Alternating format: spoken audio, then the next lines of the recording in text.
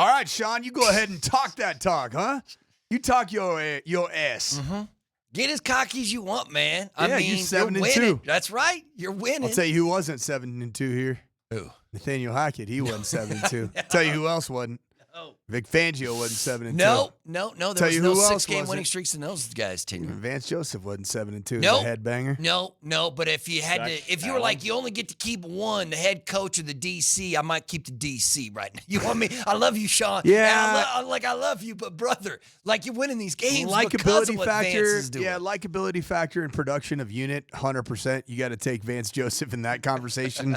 But you do understand that Sean Payton is the head coach, is technically responsible for all of it. Yes. So I can blame him for the special teams too? You can? Because it doesn't feel like he was blaming players for the special teams yesterday. Yeah, it wasn't. You know what's interesting, though? There was a soundbite, and I don't know if KJ has it nice and handy here, but I thought I heard Sean Payton say something that he was very disappointed with some of the late substitutions of the personnel for special teams, and I think the words came out of his mouth, at least last night. I sound like he walked him back today in his press availability. But last night I heard him say something along the lines of, if we can't get that fixed, I'll find somebody who can. Is that right? Do we have that? So we'll take a look. We do have that, and then we do have him answering the question again this morning where he was What's the question? Yeah, where he basically threw players on the bus. He's like, but it was weird because he said, listen, if it's a coaching thing, we'll get that fixed. But if it's a player who's supposed to be on the field or knows he's supposed to be on the field and he ain't out there, then I'll find a different player to be out there, is what he was saying. So, yes, he was throwing players on the bus while saying, hey, if it's coaching, it's not that big of a deal. We'll get it fixed, and we'll get it fixed. But guess what? If my homie was running the special teams, I'd probably have his back too until there was a point where you couldn't. And that point is if you lose a game because of special teams, right? Does this sound like a head coach immediately after the game that was going to be rolling with the homies? Play this from last night. Yeah, we'll look at that on film. All of that without watching on tape. My concern was just the late subs. It was a little bit sloppy in the kicking game. We'll get that cleaned up, or we'll find someone else that can do it. Woo! 2 years in a row where he's going to find somebody else who can do it. But it's not the 50th guy on the roster who's the problem in special teams. It's the guy who's coaching special teams. Well, especially when it's week after week after week after week. Yeah, it's not the same guy. You're right. It's not like Bandy wasn't out there a couple of games ago when special teams looked bad. He wasn't dropping kicks back then. So then Sean this morning. Yeah, let's hear what he has to say this probably, maybe had a conversation with you, Mr. Rizzi, and I don't know if Darren appreciated how Sean spoke of him last night. So here was Sean Payton this morning, a little grumpy. A little bit defiant toward the media. Why do I have to do this stupid crap?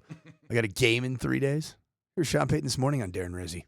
I just wanted to go back when you talked about the special teams issues and you were saying, yesterday we have to get that cleaned up or we'll find someone else that can do it. Are you referring to personnel there or are you referring to coaching? Evan, if you were paying attention, I'm referring to players that aren't on the field that need to be. All right. Coaching is outstanding. All right. We'll get that cleaned up.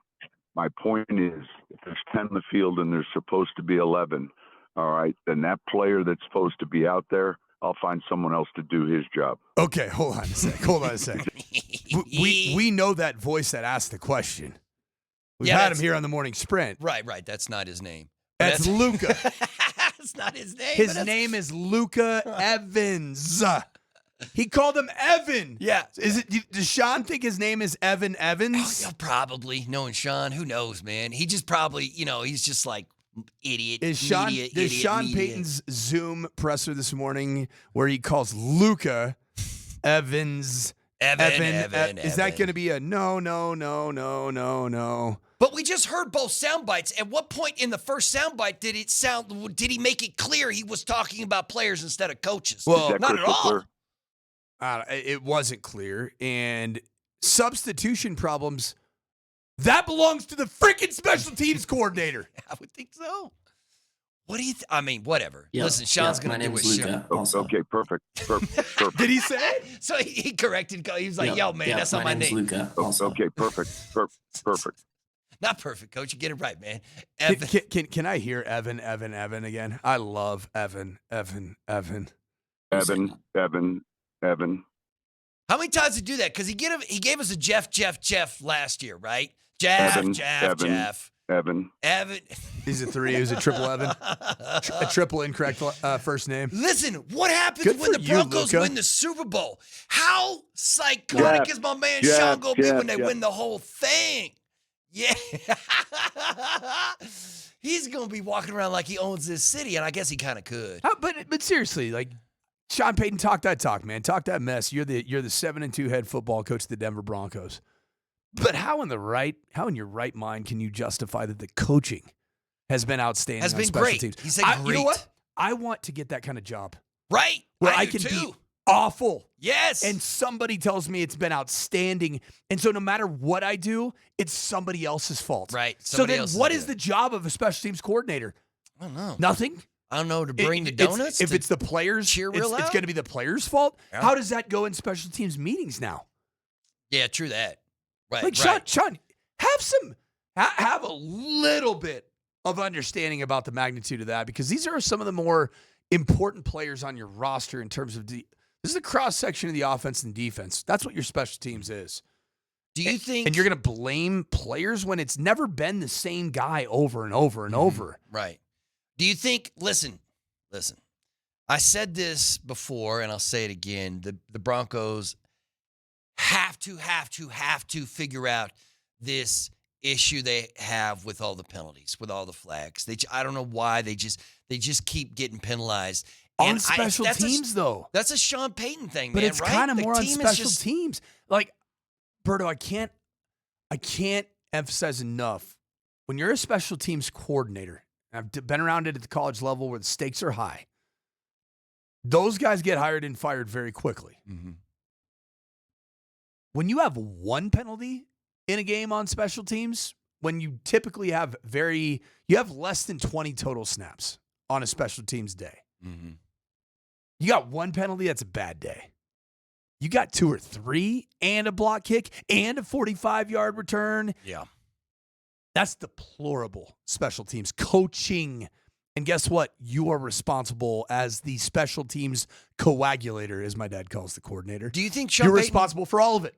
would he have a different story if the Broncos would have booted that game and lost when it came to the special teams? He doubled down on the Riz King after the debacle in Indianapolis. You're right. And then he did it again today when it comes to Rizzi. But this is, I hate to give Mosher credit, but this is what he's talking about. Like, why solve a problem until it becomes a problem? Like, if you're Sean Payton, why would you change anything when you're winning? You shouldn't.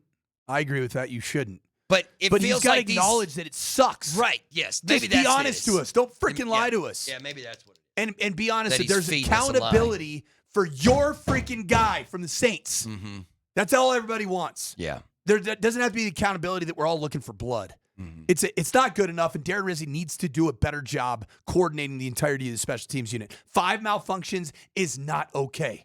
Right. Would it feel better? Would you feel better if they were like, yeah, special teams, we need work. Yeah, offense, we need work. Defense, you're good. The thing I'll say about Sean Payton, a lot of times special teams can be a problem within a franchise or a football program when the head coach doesn't emphasize it enough, or the head coach doesn't create enough time in special teams periods in practice. Mm-hmm. You've been to any of the training camp practices, you've been in any of the regular season practices, you can see Sean Payton creates a lot of space for the special teams unit to be successful. And frankly, last year's special teams unit with Ben Kotwicka and Mike Westhoff was a top 10 unit in the National Football League in all of the coverage units. And that guy got fired. He got fired because of the one field goal that was blocked. Well, guess what? Darren Rizzi says, hey, Ben Kotwicka, hold my beer. Not only am I going to have a field goal blocked, I'm going to actually have this happen. I'm going to have Mitchell Fraboni call for late hit on a punt return. I'm going to have a blocked field goal, just like you did. I'm going to have a muff punt from Michael Bandy that wasn't clearly prepared enough, just like R.J. Harvey wasn't clearly prepared enough when he fielded a kickoff return basically on the half yard away from the sideline as he walks out at the 5.5 yard line. Oh, by the way, I'm going to give up a 45-yard punt return, and then we're going to get another late hit. How did you win a game when you do? How'd you win a game and have 2 turnovers and still win that thing? It's all that. It's just it's that defense, right? It's the Broncos defense. It's the defense in fourth quarter, Bo. Man, yeah, I love fourth quarter, Bo.